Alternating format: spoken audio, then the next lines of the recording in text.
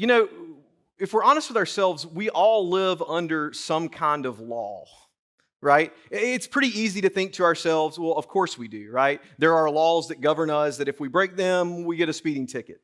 There are laws that govern us that if we break them, we go to jail. But even people who don't believe that there's a law are still under the law. I don't know if you've seen these YouTube videos of people who are sovereign citizens who claim to be sovereign citizens. If you are a sovereign citizen, and I don't explain exactly who you are, I apologize in advance, but sovereign citizens are people who kind of believe that the laws don't apply to them and that they have kind of disconnected themselves from the United States of America, and they can kind of do what they want. They don't have to pay taxes. They can live however they want. And so I saw this sovereign citizen in a courtroom being prosecuted, and the judge up front, and this person just constantly says, "You can't tell me what to do. You can't tell me what to do. You can't tell me what to do." And you can see the patience of the judge, right? Far more patient than a judge probably should be. But eventually, the judge just says, "I can and I will tell you what you're going to do." And then the sovereign citizen is taken to jail. Whether the sovereign citizen believed in the law or not, the sovereign citizen found himself, and it's always a guy, okay? Found himself under the law. You know, we aren't sovereign citizens, but I think we also have our own laws. These laws that might be invisible on our own hearts that we set for ourselves. We make our own laws. We make them socially and culturally. We make them personally. And we really don't think about them until we break them. And when we break them, we suffer the consequences. Think about it. There's social laws that we exist in. And when we break those social laws, it can create separation with roommates or friends or neighbors. We have cultural laws that maybe we find ourselves in a different culture and we break their cultural rules and we find ourselves embarrassed. We have personal laws, don't we? Those things that we don't tell other people, that we measure ourselves by, and when we don't keep them perfectly, what happens? Shame, right? The gospel is really the answer to all of these counterfeit laws that we have on ourselves. You know, we feel that the law is oppressive. And I know as a pastor, I'm supposed to tell you, and I'll get there today, that the law of God is actually freeing. But when we think about law in general, I think that your inclination is right. It is oppressive. Approval and performance and trends are all examples of laws. I was having dinner this week with some friends, and I was in a moment of confession that when I was in college in the early 2000s, I had this really, really cool hemp and shell necklace that was permanently affixed to my neck. And guys, it was incredible, okay? Made it myself. And as I was confessing that I didn't keep up with the trend, from 2005 to 2025, I heard the most glorious news that they're back. Please do not buy me one of those necklaces. I will not wear it. But I heard that they're back, and so I kind of felt like the law was lifted from me.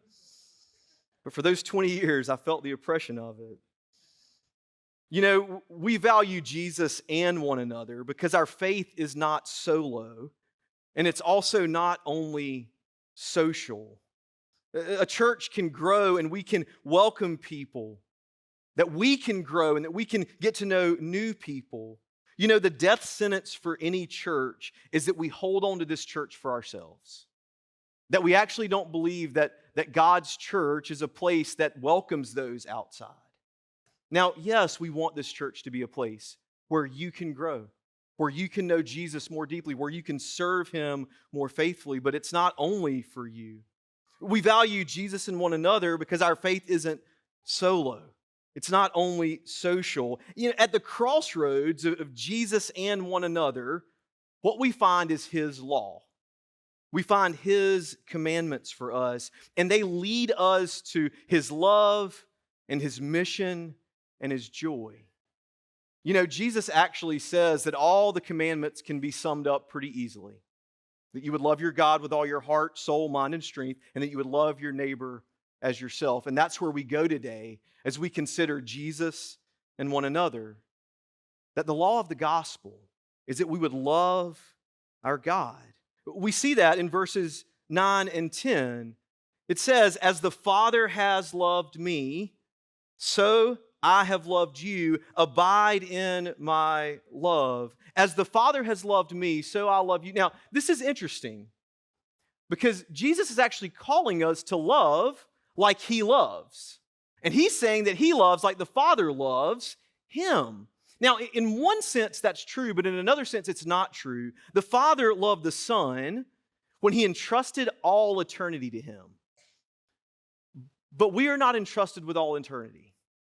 That relationship is similar, but it's not the same. In the way that the Father has loved Jesus, in the yes of that, it's in His covenant love. Or like the Jesus Storybook Bible says it, His never stopping, never giving up, always and forever love. That the Father has loved the Son in that way, the Son has loved us, and we are called to love with that covenant love. We are called to abide, is how the ESV says it, or to stay or to remain in that love. And if we're not careful, we hear that, and our Pharisaical minds can take us straight to, this commandment is hard, we need to work harder and do better, but it's so much more beautiful than that. The first aspect of this love that we're called to is the reality that this covenant love cannot and will not ever leave us. It will never forsake us.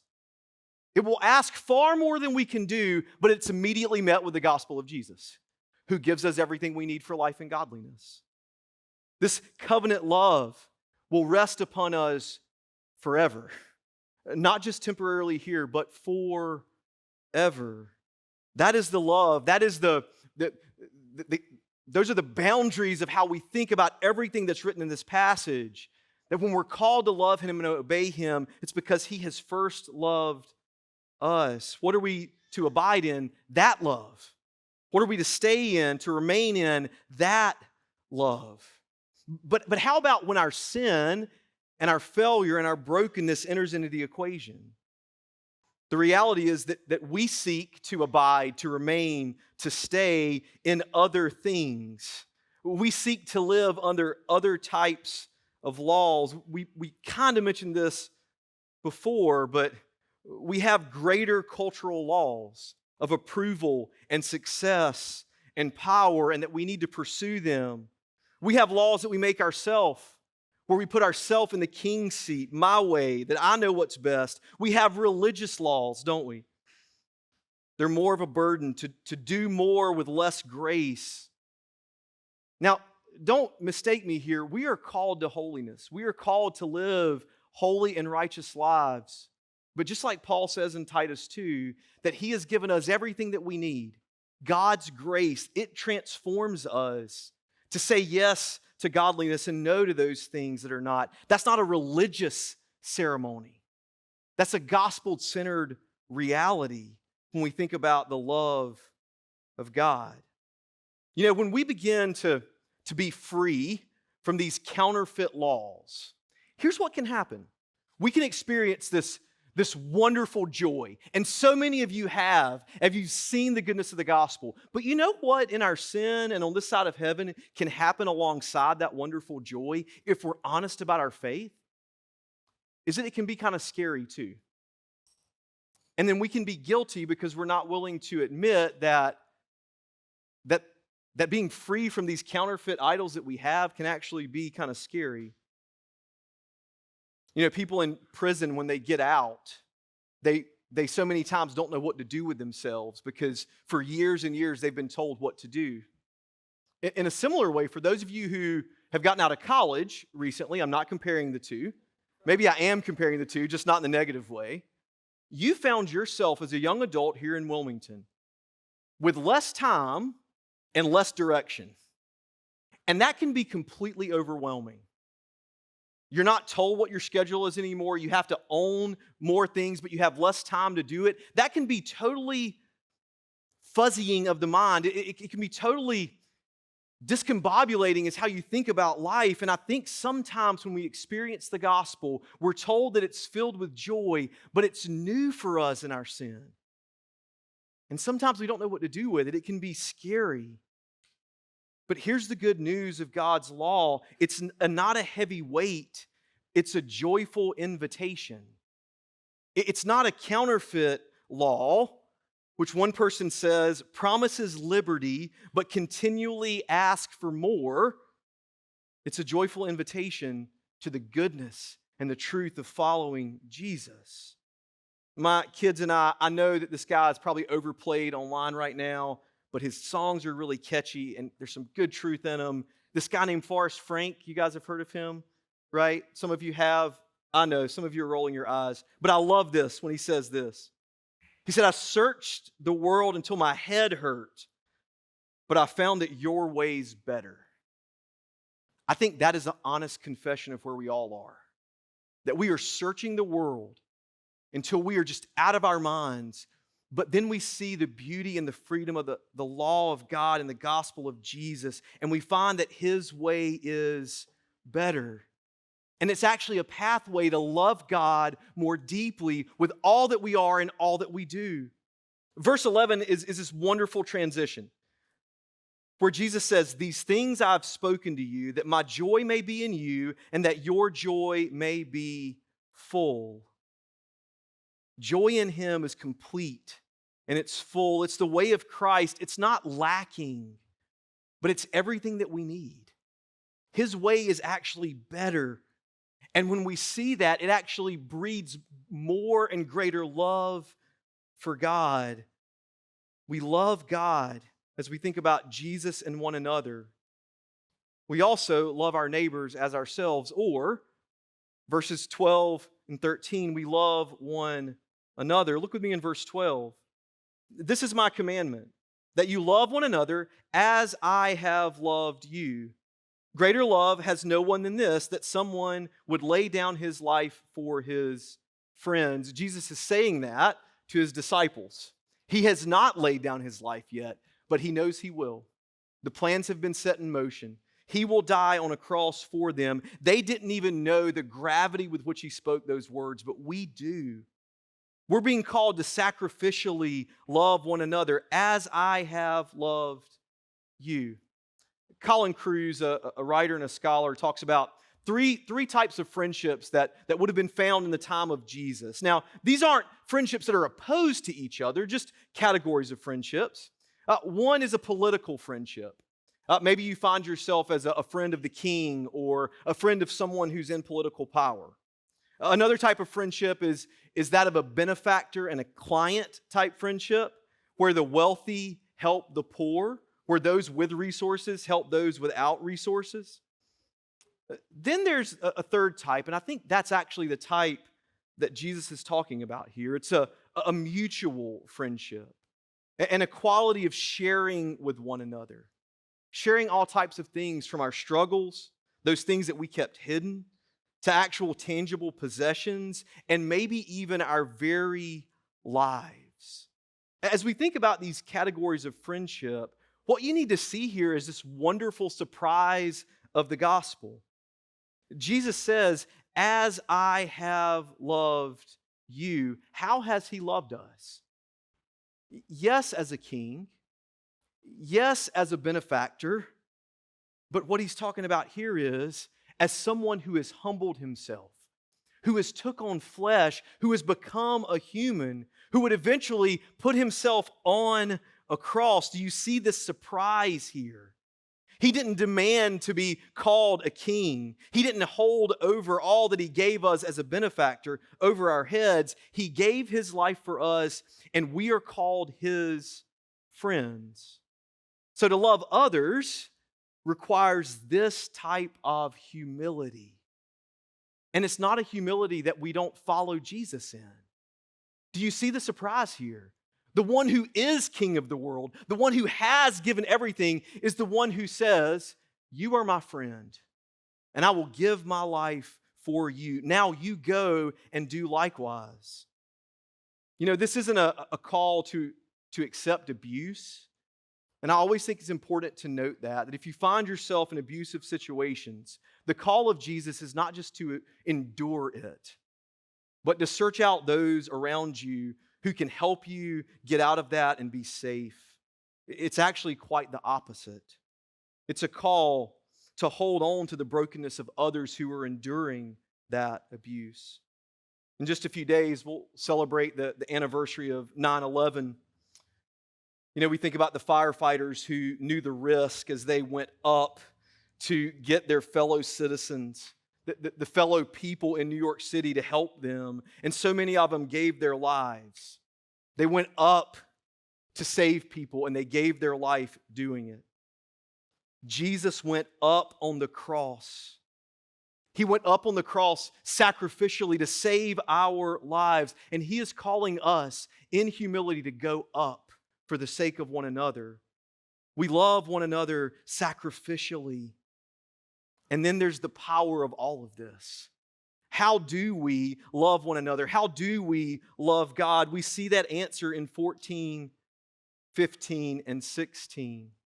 That we actually have access to the God that knows us. Look in verse 14. Jesus says, "You are my friends if you do what I command you. No longer do I call you servants, for the servant does not know what his master's doing, but I have called you friends. For all that I have heard from my Father, I have made known to you." We have access in this abiding. Verse 14 is not saying, check the list and then you're good. It's actually this wonderful invitation, this pathway to living in fellowship with God, to living in fellowship with others. Grace enables us to follow Him. This is not a setting you up for failure. It's an invitation to fullness. The power of it all is that we have access to Him, that He has called us friend in this abiding. It's also that we have purpose. Look in the first part of verse 16, where it says, "You did not choose me, but I chose you. And I appointed you that you should go and bear fruit, and that your fruit should abide." How wonderful it is to have purpose. If you are a Christian, here it is. You may not know what you want to do with your life. You may be struggling with work. You may be struggling with vocation. This is your purpose, that He chose us for this work, to bear fruit that will last. We have access and we have purpose, and we also have a promise. This is the power to do it. Look in the end of verse 16 and into verse 17, where it says, "So ask whatever you ask the Father in my name, He may give it to you. These things I command you, so that you will love one another." We see that abiding with God, taking the narrow way, following Christ by His grace, it's a promise for us, and it's always worth it, even though it's hard. It's always worth it, even though we may have to give up our desires and our hopes and our dreams. It's always worth it. Because we have friendship with God. We have clarity of the gospel. We have fruitfulness in life, both personally, but also in ministry. The reason this church is growing is not because I'm some dynamic preacher. Sometimes I get A's and sometimes I get like C minuses. The reason the church is growing is because we value Jesus and one another, and you open your mouth and you open your home and you open your heart to people and you love them sacrificially because you love God. And that moves in a city like nothing else. And He uses broken, desperate people to do His work. And that brings us into community with Jesus and with one another. Abiding transforms us into what we're supposed to be. On my grandmother and grandfather's farm, they had apples.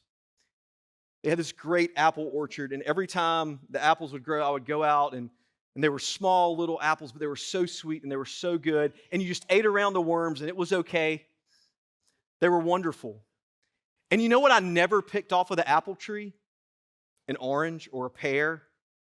I only picked apples. Abiding in the power of the gospel transforms us into what we're supposed to be, and it produces the fruit that God desires for us. His grace produces greater fruit than we can muster in and of ourselves. I hope that's freeing for you this morning.